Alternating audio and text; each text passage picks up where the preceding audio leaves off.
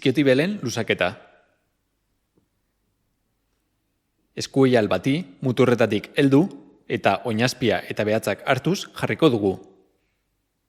Etzan egingo gara, lusatu beharreko hanka lusatuta eta bestea tolestuta.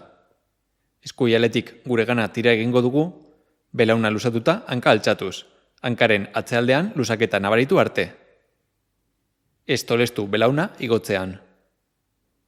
Eutsi 30 segundo eta 2-3 aldiz errepikatuko dugu.